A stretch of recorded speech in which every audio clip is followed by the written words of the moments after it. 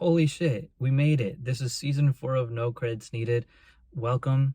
My name is Josue Hernandez. I'm the host of the show. If you're new here, No Credits Needed is a show where I interview a bunch of different creative people and we kind of talk about their life and how they got into the business that they're in, into the creativity space that they're in, how they keep their creativity flowing, what kind of work are they working on, what are they planning for the future, all that kind of stuff, all that good stuff. And they always bring such wisdom to the table that I always learn from them, and I hope you guys learn from them too. And that's kind of what we do here, and I'm excited for you to be here. Uh, I encourage everyone to go check out nocreditsneeded.com, find all the info for the podcast. Also follow us on Instagram at nocreditsneeded to just, be updated on what's going on behind the scenes and all that stuff. And I'm excited to kick off the show with an incredible guest. His name is Kevin Ramirez, and I found him through another creative person. We kind of talk about this at the top of the interview. I found him through someone else, and I took a deep dive into his Instagram page, found out he has a YouTube account where he kind of documents his creative journey doing like 3D animation, and not only documenting it, but also putting out tutorials and helping other people become like the best creative person they can be as well. So we're kind of on the same page about that, and we really have an interesting conversation about creativity, about what it's like to for him to be a YouTuber, about what it's like for him to put his work out online and have that like instant feedback. And what's interesting about Kevin is he's worked with really big companies as well. He's worked with big companies like Disney, doing like IP development and also like R&D, and he has like that experience of being a big company and trying to manage like your creativity there, and bringing creativity to the table there. And then he also has the experience of being a YouTuber and being able to put what you want to put out. And he has a very unique how would I say, like he has a very unique point of view in that sense, and I learned a lot from that. And I definitely took a lot of lessons away from this conversation, and I hope you do too. I'm going to link to his Instagram account, to his YouTube account, so you guys can follow him, check him out, check out his work. It's really, really good. Really, he's a really talented guy, really. I think it's really cool that there's a couple of things in the interview that he straight up said, like, I can't answer that question because I I don't think they've released that product yet, or I don't think that's public information yet. So he couldn't talk about some things that he's worked on with these big companies. So it's a really interesting conversation. I hope you guys enjoy it. And this is a great start to season 4. Again, if you're new here, thank you for being here. If you're a returning listener, thank you so much. I hope you enjoy this season. And let's just get right into it. This is my conversation with Kevin Ramirez. Thank you for being on the podcast, man. I've been a fan of what you've been posting on Instagram lately, and I've seen a couple of your YouTube videos. So I'm excited to have you on. Oh, thank you so much. Thank you so much for allowing me to be here. I I found your work through Tom Buck. So I listened to his podcast, and I believe you Oh, you did the artwork for him for his podcast, and he uploaded the episode, and he talked about you for a bit. And I was like, wait, let me check this guy out. And I looked at your stuff on Instagram, and I saw that you're learning how to do Blender, and you got those like cool GIF animations going on, and it looks super sick. And I was just like, I started following you there, and I started looking at your YouTube account, and very quickly became a fan. oh, thank you so much. That's great. I love Tom. Tom's amazing. So he's my brother-in-law. I have to love him. Oh, okay. Yeah, yeah. Yeah, so Yeah. I got a little bit of that from Yeah. from the episode. But like I said, like I didn't know much about you from there. And then I looked you up, and I saw that you've done a lot of really cool stuff. Oh, thank you. Thanks. I appreciate that. So how long have you been learning how to do Blender? So I started learning Blender in 2020. And that was Okay. kind of like, when everything happened. So I was impacted at my job. And I was Hmm. like, well, I kind of want to like learn new programs. And so I was initially going to start learning like, 3D modeling and coding. And it was all stuff I, was interested in.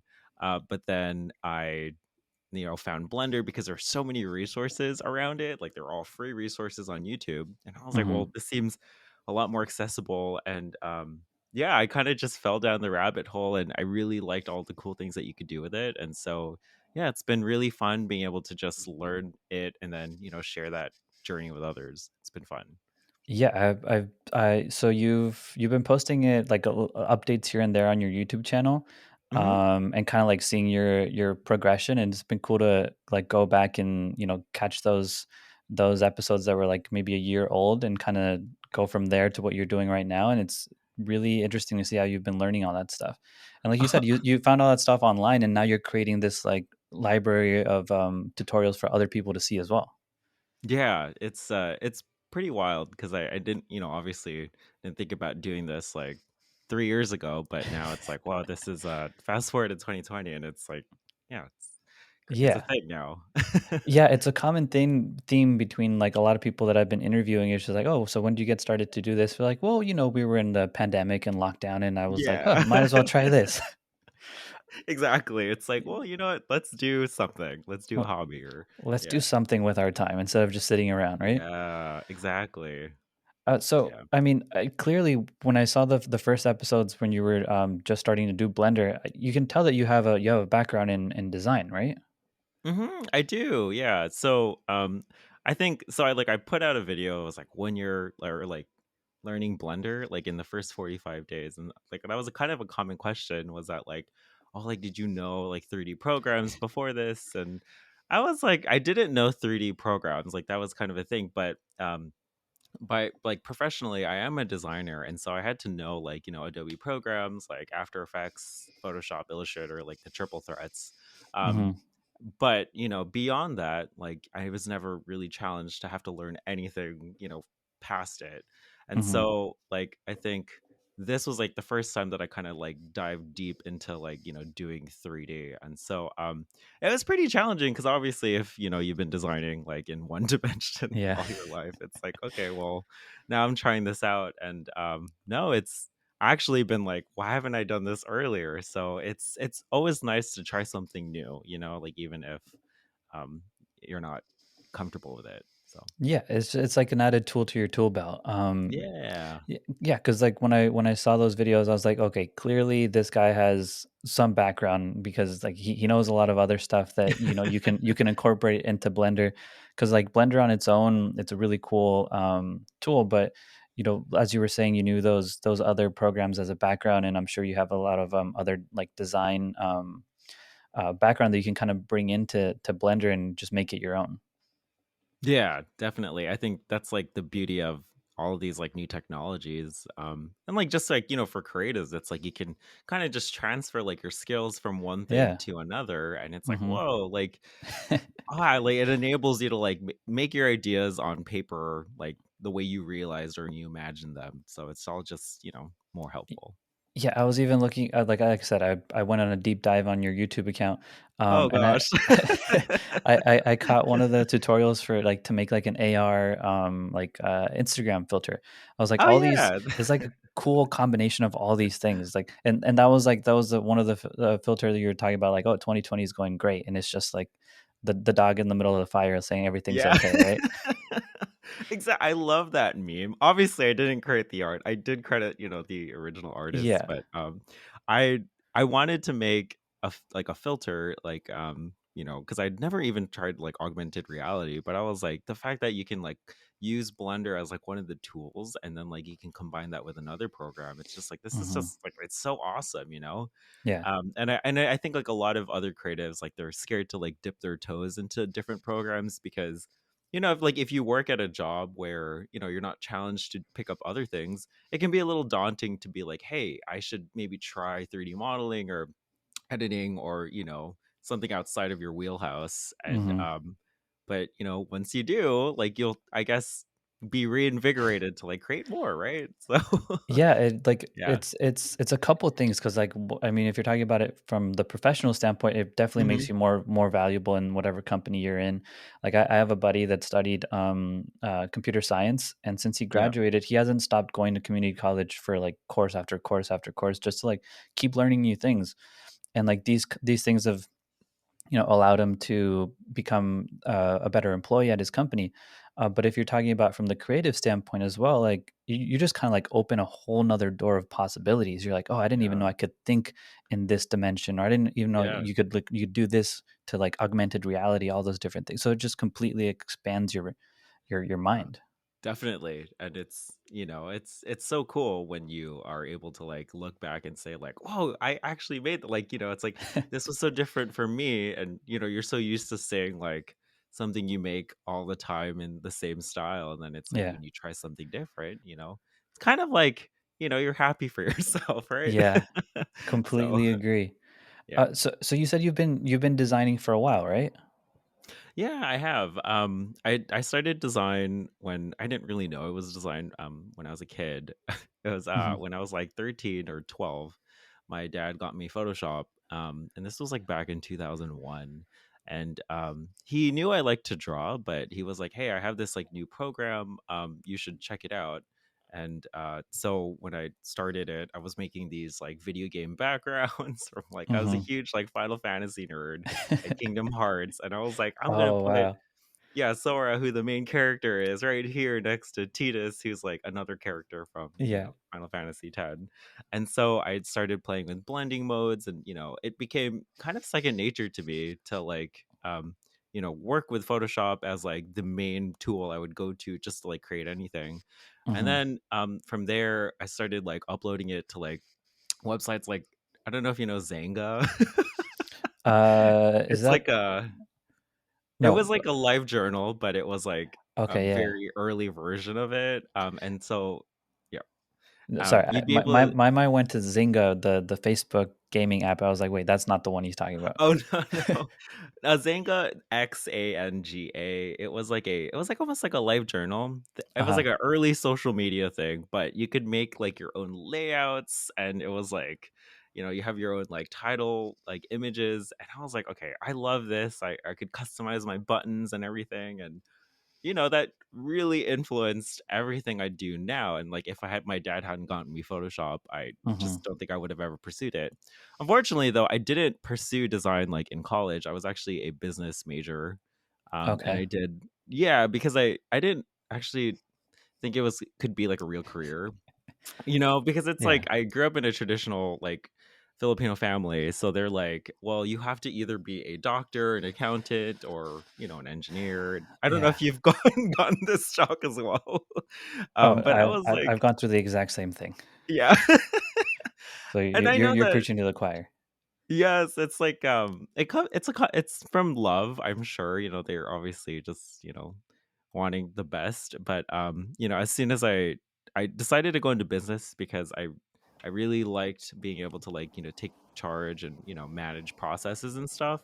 But Hmm. then soon after I switched over to the creative, and then now like and all of the jobs that I took after that, it was kind of like a combination of both. I was never strictly a designer, nor I was never strictly a project manager. And like the most recent job I had was at research and development at Walt Disney Imagineering, who does like the theme parks and stuff. Hmm. But there I was more of like a producer. So it was like I rarely did design. Like I didn't actually design a lot. It was more being able to like do creative direction, manage my own Mm. projects. And I really enjoyed it. But I think that's kind of fueled the itch like during the pandemic, because I wasn't doing like any design. I was like, I need to get back into it. So um but yeah, sorry, that was kind of long-winded. No, no, no, no. Go for it. Like, no, this is just gonna be a So, whole conversation, dude. Don't worry about it. yeah. But Because yeah, like so that's, oh, sorry. Yeah. everything you said were just like rang true for me. Like I've told this story multiple times on the podcast, but I do stand up and I'm trying to become like a like screenwriter.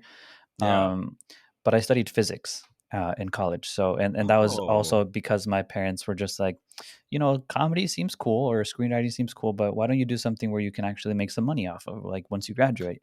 And yeah. like you said, it comes from love. Like my parents are more traditional Hispanic Mhm. family. We come from Mexico, and it comes from a place of like for them that was their way out of Yeah. poverty, and like be able to make something out of yourself is to get a certain type of degree. And so for Yes. their son, for them to work that hard and then their son to be like, actually I want to be a comedian, is kind of like, well, pump the brakes a little bit there, son, maybe you want to do Yeah. something else. Exactly. The circumstances I've even talked to this about this with my sister, but it Hmm. was like the circumstances around, where our parents were. It was kind of like they had no choice, like in a sense, because my parents are immigrants, and Yeah, over in the Philippines, it was like, there was a hierarchy to the jobs that they had, and it was like, medicine, engineering, accounting, and it's like when coming over here, it's like the first thing they looked for was stability, because like that's the important thing. So it's yeah, exactly like to your point, it's like the circumstances were different for your parents. Like they're obviously thinking in terms of like for us at the time we had to do this, but then like exactly. but they gave us this great amazing opportunity to be in like America, where we're Yeah. able to like you know experiment. And so I think that that obviously is new for them. And it's like now you're able to do, comedy, which is great, and be able to pursue that in this, an amazing country. So Yeah, and like I said, like eventually my parents came around to it. I hope eventually your parents came around to you doing some design. But it's definitely just a not so much a backup plan for me, but more like for them to know, like, okay, like if this doesn't work out, he has a physics degree, he'll be fine. So hmm I know it's like a peace of mind for them as well. And for the longest time, I kind of regretted going to college and studying something that I knew I wasn't gonna fully pursue. yeah. But after some time, I definitely grew accustomed to the fact that, like what we were talking about earlier, you get tools in your tool belt.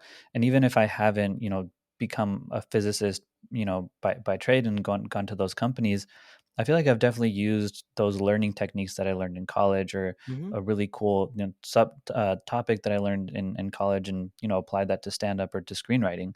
yeah. Has that been the same for you? Yeah, it has. I think that it's very common for people to say like you don't need to go to college, and it's a very trendy thing. And I remember Yeah. even in like the creative atmosphere, like the word self-taught was such a buzzword, and I was like, I am self-taught too. I don't like brag about Yeah. it, but it's like what like every artist is self-taught because the programs are always changing. Yeah. But I think for me, like college, I mean like your point, it wasn't so much for me like and from educational, because I actually started with bio, so I was like a bio Okay. major, and Cool. I took physics too, which I only survived because of curves. Like like I failed every exam. It was like, let's be honest, I was terrible at it. Oh boy. I was like, I have no idea what I'm doing here, but I was great at organic chemistry. I was like past with flying Oof. colors. No, hell no. Absolutely not. No, no, no, no, no. A lot of people say I that. got close to OChem, and I was like, mm-mm, Yeah. not even getting close to that ever again in Yeah. my life. I know. It's so different for everyone. But I think once I switched to business, I didn't realize it at the time, but there were things I picked apart of, wanting to be able to like perform well in a class, or being able to like present in front of a class, like have like really good information. And it Mhm, only clicks now. Like I feel like college, although on the surface it's very easy to say like you don't need it, I think that there's a lot of instrumental life skills that people could learn from it, and people take away different things, not maybe not necessarily the direct like education, but it's like I took away a lot of those like skills I learned in my class, or being able to like make friendships, and like be able to like talk to people in a way that would help me transfer that to like an atmosphere that like there's a lot of diversity, being able to talk with like different personalities and like a setting of education. mhm. Yeah, but I mean, again, it could go either way. It's different for everyone. So Yeah, it completely depends for every person, but, like, I yeah. completely hear what you're saying, like, just being in a setting where you have these group projects, or you Mhm. have to do this, like, big final project, and you have to just, compromise with a bunch of different people on, like, what you wanna do, Yes. and that's a huge thing for, like, hmm to learn for a work environment. It was funny what you said about curves, because I've explained to my wife, like, how I passed a physics class with 50%, but I got an A, and she's like, "I have absolutely no idea what that means. Like, how do you even have your degree?" I was like, "I don't know, but that's Yeah. how it works." Exactly. It's crazy. But I feel like with the physics classes, like what I took away was critical thinking. It's like being able to think Yeah. about all of the values like in a way that is outside of the box. And I think that's like the biggest takeaway is that, you may not remember the exact principles of physics, like you Hmm. might have to look it up, but at the same time, you understand how to be able to work with those variables and equations and like apply it in a way that is actually like real life, So, Hmm. Well, I was wondering because you said you did business, correct? hmm So, I did. as you know, physics is very like critical thinking, logic based. I feel like business is along the same veins of very like matter of fact, like this is what has to be done. And then on the other side, we have our creative brain, where you're designing, you're making these really cool designs on Blender. And I feel like sometimes those parts of the brain tend to compete for like RAM space in your head, and sometimes you can like overthink things where you don't have the creative capacity anymore that day, or vice hmm versa. How have you dealt with that, or have you even experienced that at all? I have. It was a constant thing. I mean, I think early in my career, I would try to close the creative part of my brain because it was a lot easier just to think of like management and scheduling and budgets and stuff. But Hmm. I think what really helped me was being able to work in like a professional environment. Um, in both capacities because like and I think a big thing was like when I worked at Disney, I initially started off with new intellectual property development, which was like we would create these shows.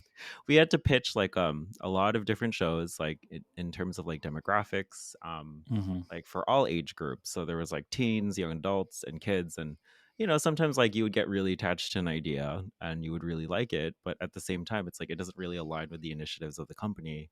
And that's where I quickly learned like, yes, I could spend all this time creating and designing and making things beautiful, but if there's no business purpose to it, there's no purpose at all. For whatever you're trying to achieve, like it's kind of Hmm. like you can make the most beautiful sculpture or painting, but if no one sees it, it's Hmm. like, well, where is it going towards? And so and I mean, obviously there's artists who are very like innate by nature, and no offense to them, I think that everyone can express art in any way they want. Yeah. But in terms of myself and being able to balance that business mindset with my art, I started to realize like, I need to take something away from whatever I create. Yes, I could make something pretty, but it has to be for like a business reason or a purpose to myself or for like whatever I'm going for. So it's like, if you kind of notice the stuff on my channel, it's like, well, in every video, I always made sure to like focus on something new. Like the AR one was like, I wanted to do Spark AR. I wanted to Hmm. learn that with Blender. And then like for every other subsequent piece, I always put on the captions like, well, this is what I was focusing on here to do this thing and that thing. And I always just try to make sure that there's like a benefit so that, the creative is feeding the business and then the business is like feeding the creative side. Um, but yeah, I think I mostly learned that from just working in a professional environment, and then also like the most recent department I was in, research and development. Yeah, it's I can't really talk too much about it, but some of the technologies are out. Like there's Stuntronics, Uh-huh. which is like the acrobatic robot, and then there was Kiwi, which is like the really tiny robot that they Yeah. just came out with. Yeah, those were like projects we were working on when we were there, but all those people are very talented engineers and software engineers, and like they can do everything, but at the same time they can design something like that. And Yeah. it's very much that they had that balance down to a T. It's like, yes, the technical feeds the creative feeds the technical. Like we just need to have a good balance of that, and if the idea doesn't work, move on. Because it's like, again, you could spend all your time tweaking things like but it's just a way to move forward. I hope that makes sense. That makes absolute Yeah. sense. Yeah, because I feel like you Yeah. said, every artist or every creative like deals with it in a different way. Yeah. Because you can definitely look at it from like the idealist point of view, just like, I'm gonna make art because I am an artist, and this, if someone wants to see it, someone will see it, and someone will get Yeah. around to it. And I mean, there's something to be said about that. It's really freeing to create art that way. Like you can just Mhm. make whatever you want to do, and I feel Yeah. like it's definitely essential to do, even if it's not for your business, to kind of like feed that part of your brain. And a Yeah. lot of the times, I don't know if it's been the same for you, but sometimes when I make something that's just for me, it ends up being something that I can use in a business, or I can use to, promote myself. Hmm. But you have to kind of create it without that intention first, and then it becomes like this really unique thing, and you can bring it in. Yeah. But at the same time, like sometimes to be able to afford that time for yourself to be able to do those creative projects that are just kind of like passion projects, you do have to kind of feed this other side where you're just like, well, this is what allows me to do all these other things, so I must also feed this side of my brain. Yeah, It's a exactly. really interesting balance that you brought up. Yeah. Is that robot that you said, the acrobatic robot, is that the one that they're using for Spider-Man in I think they have officially Disneyland, in or Marvel, yeah, in yeah, Camp Avengers Campus, yeah, yeah. yeah, yeah. I think they've talked about, because like, okay, so when I was there, we weren't able to. We had to talk about them as like characters. Oh, okay. So, but I think they have like announced it I'm as I'm pretty sure actually I the saw like a technology. mini doc on YouTube where they're talking about the acrobatic robot and how much programming goes into it to make it look like realistic as it's like flying Yeah, was through. it like with Morgan I can't Hope remember. or I can't remember. TechCrunch? Was it TechCrunch? That sounds Um, familiar. Yeah. Yeah, that was probably one of like the famous videos that we released. Or it was like a really big video that was just filmed on a phone camera, I think. And it was like, because that was kind of a, the aesthetic we were going for, because that was kind of like the department was like, we would literally just record our projects on our phone camera, just be like, oh, this is uh progress, Yeah. because it was a very like iterative like a department, and it was very natural, so they wanted to release kind of that footage because it was very reflective of who we were. But yeah, that's the robot, and it's flying above Avengers Campus. The crazy thing though is that when we were working on it, it wasn't actually that high off the ground. Like, I think if you go to Avengers Campus now, it's like 30 hmm feet off the ground. But like when Yeah. we were working on it, it was like literally at floor level. uh So, and it was like the coolest thing, honestly. It was really amazing project. So, It's just super cool that you got to work at Disney. You said that was the last like R&D job you had. well, I recently came back with them. Well, Oh, that's like cool. as like in a very like a much smaller capacity, and hmm I'm now like still supporting the technology division, hmm but like yeah, in a much smaller capacity. But yeah, like that was kind of the last job I had. I mean, the title was like research and development imagineer, hmm creative media and content development. So a lot of the stuff I did was communicate pretty much these technologies that we were working on in a way that was like more accessible to people, which is pretty much what I'm doing on my channel now. So it's like, and because I really was so interested in it, like it was like, people are scared of artificial intelligence, but like in our, uh-huh. I would have to communicate like it's not scary if you understand it. It's actually a fantastic tool as a creative person to be able to use Mhm, it, because it helps your workflow. Like, you're not taking away the power of the artist, you're just actually enabling them to further that power. And mhm.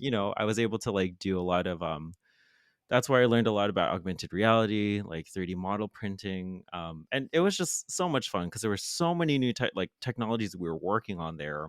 Yeah. And it was just so fascinating to like get all these people who had different disciplines, put them in one space, and be able to like communicate the same message. Like, I remember there was like a materials paint person there was like people from Disney Research. And like Disney Research, I don't know if you know this, but they actually have like a research organization where they publish research papers. And these people are very prolific in the research like academic world.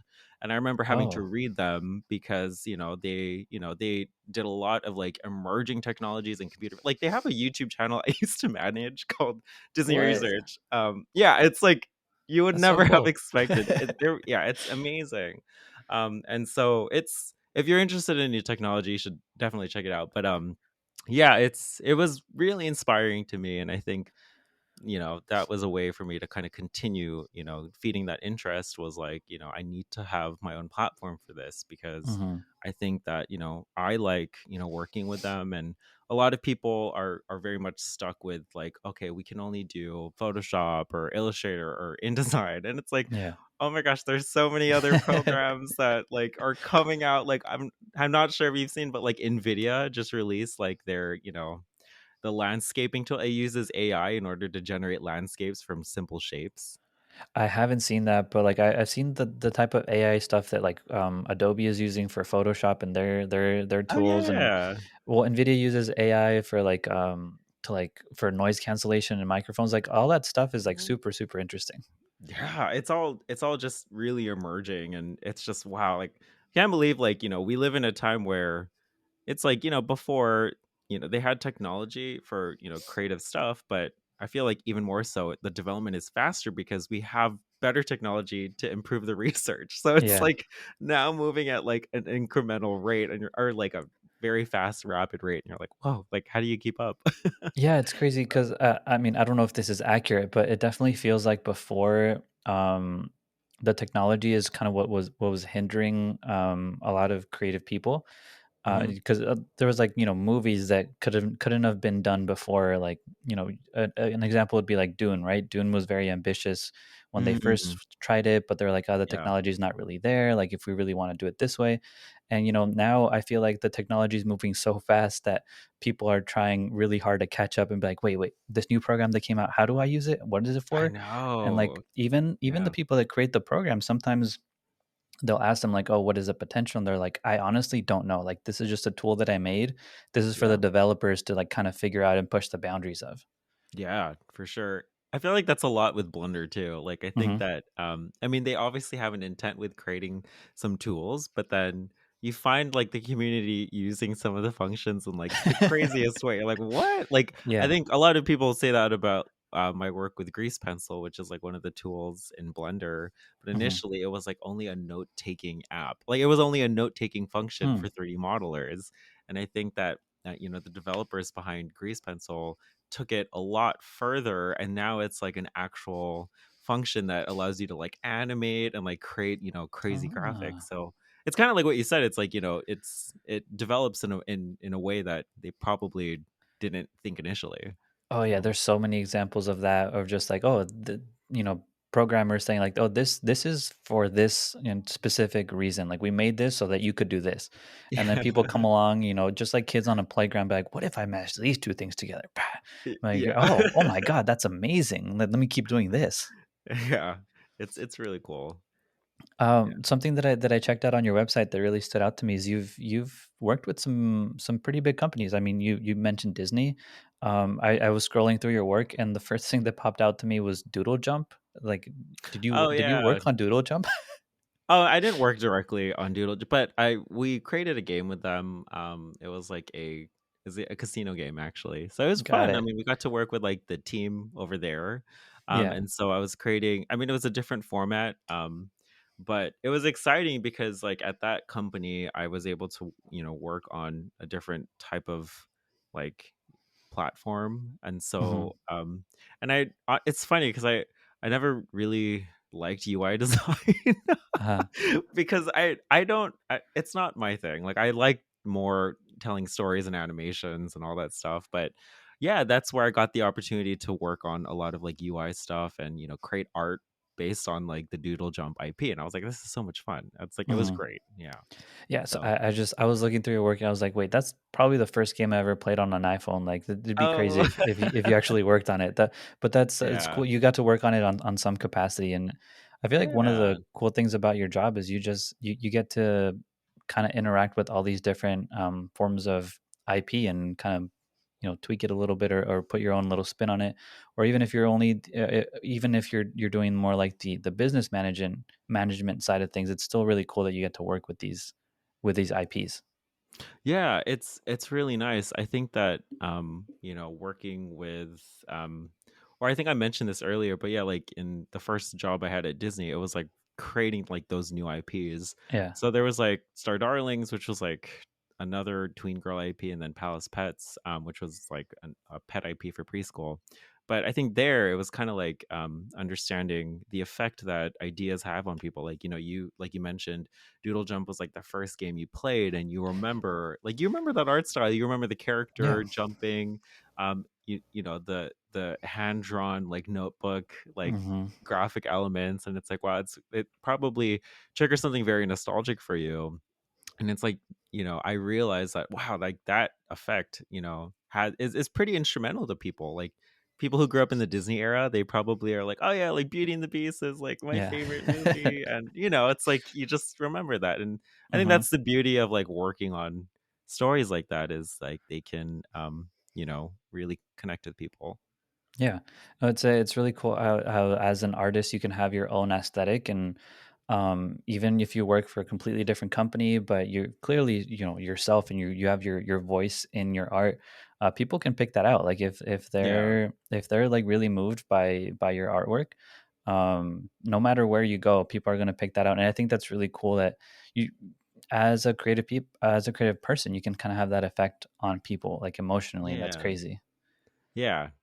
It's fun. It's like you don't realize it, but only until you start to communicate with that other Yeah. person with, your creation. I'm sure like, you find that a lot, doing comedy shows. It's like and comedy shows, like it's a big thing where you actually have to like connect with an audience, I'm sure. Like I've never Mhm. done one because I don't think I'm funny as much, or I don't think I could handle the pressure like you, but it's you have to like simultaneously connect with the audience, I'm sure, and be able to communicate with them. Yeah, it's a different art form for sure, but I Yeah, feel like the feeling is still there. Where I think I might get my feedback more immediately. Like if someone doesn't like a joke, I will know like immediately that that joke didn't work. yeah, But when a joke works and someone comes up to me after a show, be like, "Oh, I really liked that joke," because I had this happen to me, and I'm glad you talked about it, and it was nice to laugh about it. It's a really good feeling to have as a creative person. yeah, And maybe those interactions are a little bit different for you, since you're posting your stuff online, but you get comments, I'm sure, on your Instagram posts where you're just like, oh, I didn't really think that this would affect people that much, or that people really like this as much as they did, because it's our work, and as much as we'd like to not be, we're very biased. It's like, yeah, this is our baby, this is amazing. yeah, But once you put it out there, like, oh, someone else thinks this is really cool too, yeah. which is always amazing to see. Yeah, it is. And I think that's, a lot of people give social media flack for like, oh yeah, there's so much negativity on it. But in a way, it's so nice when someone comments on like your post, and, Yeah. they're in passing, and it's like, I was so critical of my work, and then they're like, oh, this is great, and it's like, it is great. No, it's like, then you're like, yeah, you're right. Well, I feel like even like in social Yeah. media, it's so much more competitive because, like, Yeah. I can prefer stand up at a comedy club, but they paid Hmm. money to be there, and they're there to watch comedy. But you can be scrolling through Instagram, and to for someone to stop scrolling is one thing, and then to take the time to like or comment is like com- it's like a completely different thing to react with Yeah. something online, because you're competing with so many other people, and so that comment or that like just means so much more, in that Hmm. context. I agree. And I think this is like a topic I could go on and on about, especially because it's true. The biggest power you can have over anyone, like in terms of your brand, is just being able to allow or have someone spend like 5 seconds on you. Yeah, And like that's kind of what I noticed, especially as a creative, is like, you know, it's sad to say, but like companies aren't looking at resumes anymore. They're looking at your like social profiles. And yeah, hmm, it's scary. It's like, because it's like a resume is so regimented, and it's so very traditional, and it's really hard to like get the information you want. But it's like, if you have a social following, I mean, it screams like, hey, I'm competent, and yeah, like, and that's the discouraging thing, because I think like there are so many competent people out there that don't have a following, and may not be like as big. And so there's like that social discrepancy. There's that, obviously it's that contrast. But I think that, like you said, if you're able to get at least like 5 seconds of someone's time, like it's super important. And it says a lot. It's like it's a big compliment. it does, yeah. So yeah. And like we were saying before, I don't think you should completely change your artwork just to get someone's attention for 5 seconds. But the fact that someone does Exactly. is really Yes. cool. Yes. Yeah. Yeah. Yeah, 'cause what you said about having a following, like, it especially rings true when you're talking about design, when you're talking about Hmm. screenwriting, or if you want to be a director, what all these things, because at the end of the day, whether we like it or not, for a lot of these big companies, money is what talks, right? So if they're going to invest in you, they're just like, well, how do I know if people are interested in what you're doing? And Exactly. one of the Yeah. best ways to prove that is, like you were saying, is if you have a following, you're like, well, look, I have this many followers here, this many people like this. Clearly, people like it, and it allows people to take a less of a gamble on you per se, and more of a, like a sure bet. Yeah. But it is, like you said, it is kind of, it's, encouraging to know that, you could build up your own brand online on your own and eventually make it somewhere, but also discouraging in the sense of just like, well, I feel like I'm good, but I don't have any following. Like, how am I ever going to get traction? So we live in a weird time for sure.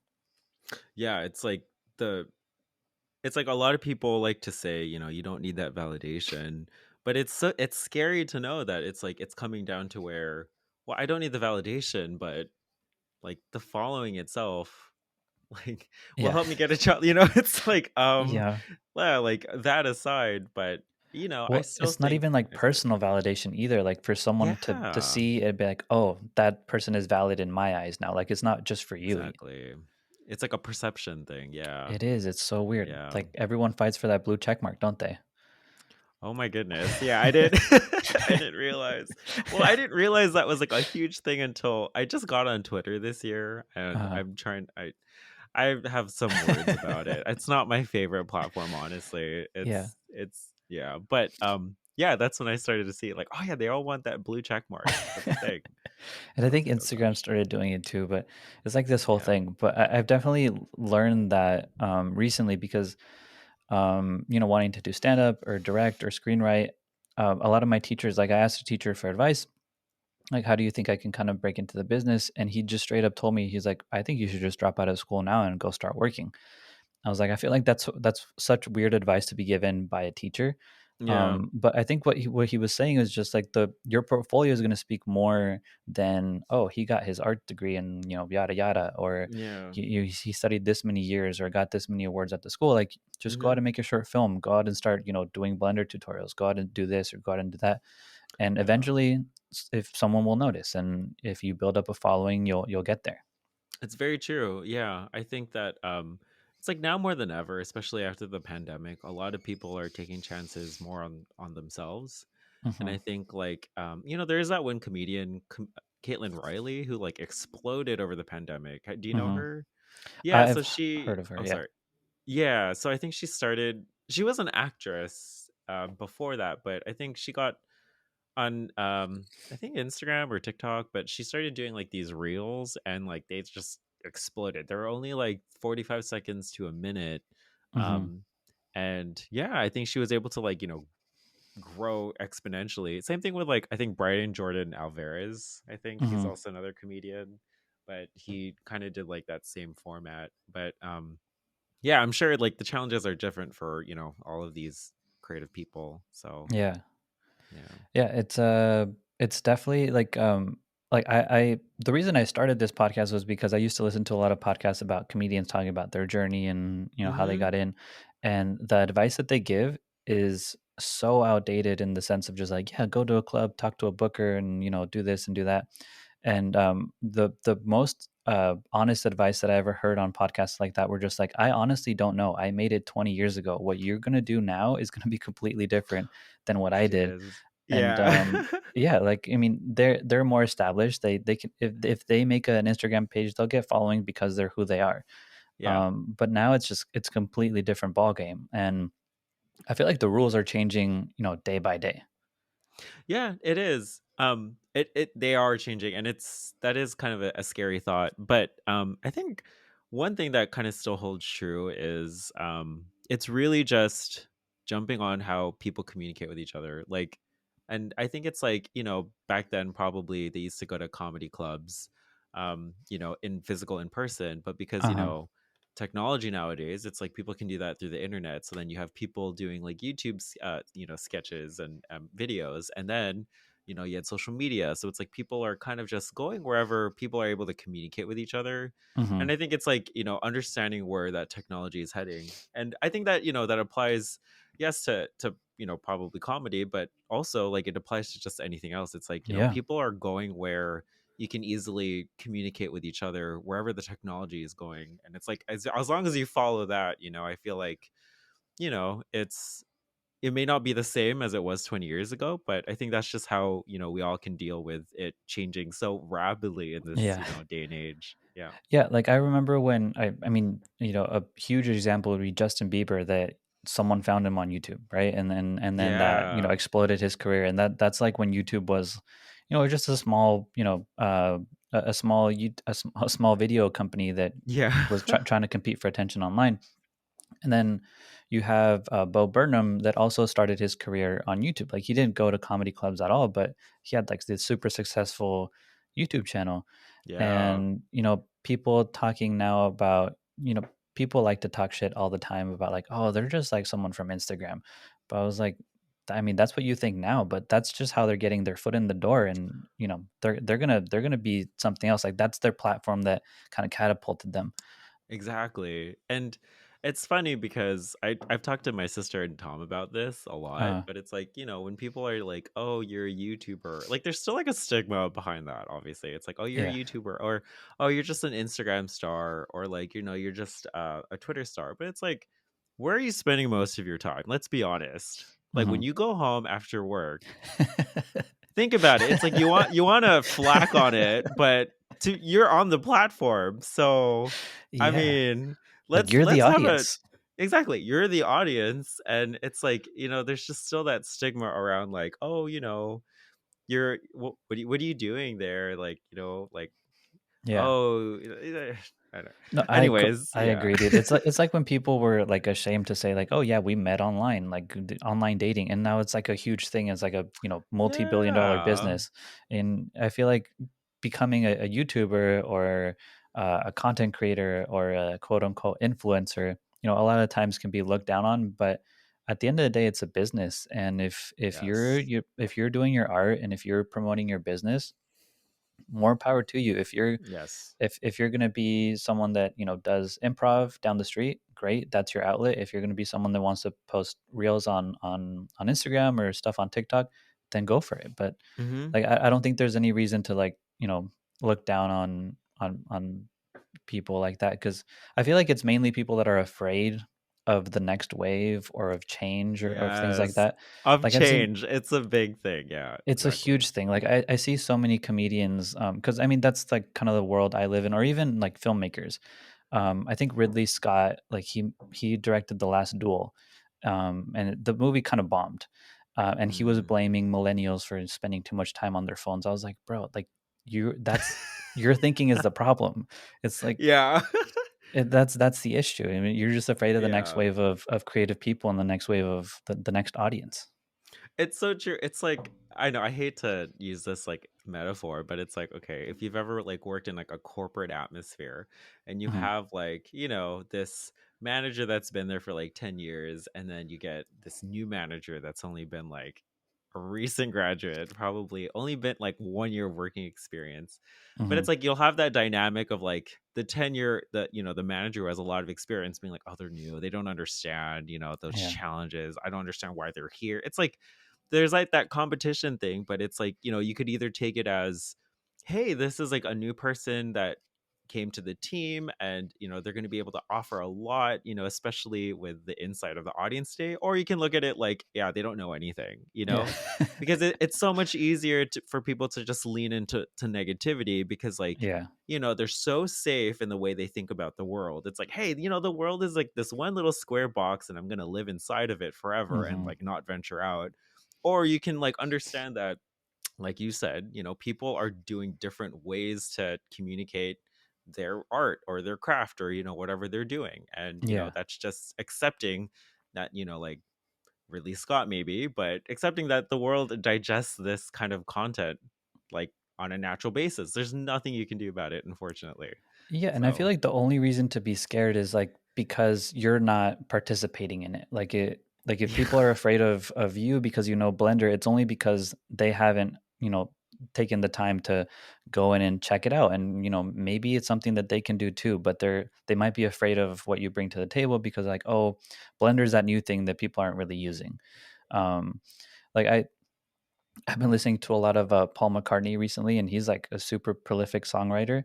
Hmm. And you go into like stuff that he's made, 20, 30 years ago, and stuff that he's making now with contemporary artists. I'm like, this is what you should do. Like, you just keep bringing in new voices, like keep progressing, Yeah. keep an eye on like what's coming out, and Yeah. use that for your art. There's no reason to get stuck in your own ways. Like, I feel like that's how you end up not progressing and looking back 20 years and having the same type of work that you did then.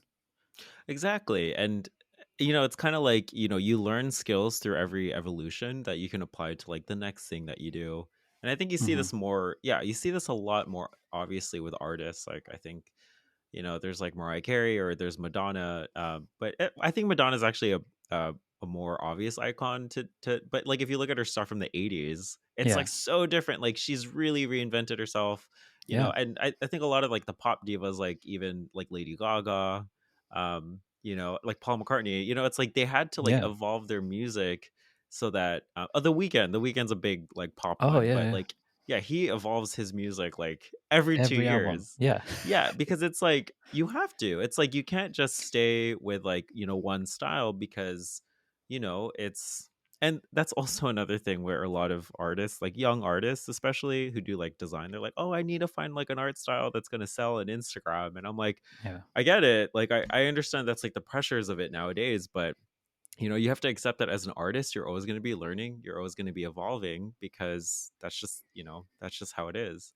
Hmm. Um yeah, so And it's so weird that, those artists that, change their voice. Well, not they don't change their voice. Like, they have a different voice every couple years, or they've evolved, or yeah. they've learned a certain thing. A lot of the times, like, part of their fan base inevitably is going to be like, well, I like their old stuff better, or this new album, they really changed a lot, didn't they? I'm just like, that's the point. Like, how Yeah. much, like, how boring would it be for your favorite band to make the same record over and over and over again? Like, I'm sure like it's Exactly. like So cool fan true. service, but like, just watch them grow. And like, even if it's not your thing anymore, like, you can admire it. Like, Yeah. it's a good thing to happen, I think. Yeah, K-pop groups are really good at this. Like I've been Mhm. because I've been a huge fan of like K-pop since like I was in high school. Uh-huh. And then I was made fun of it, and for some reason now it's popular. So I'm like, whatever, you You're guys. like, suck it, losers. I know exactly. But there's like Boa, who is like she is like a really popular soloist in Korea, Hmm. but she like they I don't know if you know anything behind K-pop, but it's like they have these like trainees that have to go through like a rigorous process. Like it's very Okay. different from like mainstream pop here in America because they're trained, but not to the extent where in K-pop they're taken as like 10-year-olds, and they have to like go through like a rigorous training process for almost 5 to 8 years of learning singing, dancing, acting, different languages, and Hmm. they're really skilled when they come out. But through that process, they're also taught that they have to like reinvent their persona every single time. It's like that's just, and like they were ahead of the trend on this. They knew that, okay, they're gonna debut as like this person that is like the spunky like soloist girl, and then like in 2 years they're going to be like sexier, or in 3 years they're going to be like the cute concept. It's like you're just reinventing that music every single time. And Yeah. yeah, that's just how it is. It's crazy. And So again, it goes back to like our conversation of just like, there has to be a balance. Like, it's not changed for the sake of change, yeah. but like also like you pick up on trends, like you change, like you evolve with everyone else. Yeah. And it's something that I feel like is necessary. Yeah, for sure. Well, Kevin, we're kind of nearing the end here, dude. It's time has gone by pretty fast. Crazy. I Yeah. was I always ask everyone the same question at the end. If you could go back in time, the amount of years that you'd want to go back, and give yourself any advice in terms of creative advice, or life advice, business advice, what would you say to yourself? And just keeping in mind that there might be someone listening to this that actually might take that advice to heart. Oh, don't be scared. That would probably be the big thing. I you know my sister is kind of a she is so brave because she takes the jump with everything, but like I could not be any more different. I'm usually very risk averse. Like I'm very scared to do anything because it's like I don't want to start a YouTube channel. I don't want to start my own business. It's scary, and like I don't know what the risks are going to be involved and all of that. But Uh-huh. if I just was way more brave, and I know that things happen for a reason and in the way they should. If I was more brave and I took a chance on me most of the time, I honestly think that a lot of things would have ended up in, you know, it played out in a way that was better perhaps, Hmm. but I think it would have just been a more positive experience. But other than that, I don't think I would have changed anything else. I feel like my work experience has been great. Everything I learned my whole life, but I think up until my this point. But yeah, I think just don't be scared. Completely agree. Like I don't know Yeah. if you've had the same experience, but when you do something that does make you scared, once you come out of that, you're like, holy shit, that was a really good thing that I just did. Like I'm glad I, left this or I started this or whatever it might be, because it definitely completely informs who you become as a person. Yes, exactly. It really does. Well, I'm so glad I had you on. I had a really good time talking to you. Yeah, it was so good to talk to you as well. I Thank learned you so so much for much. having me. Thank you so much for being on, and maybe we'll cross paths again soon.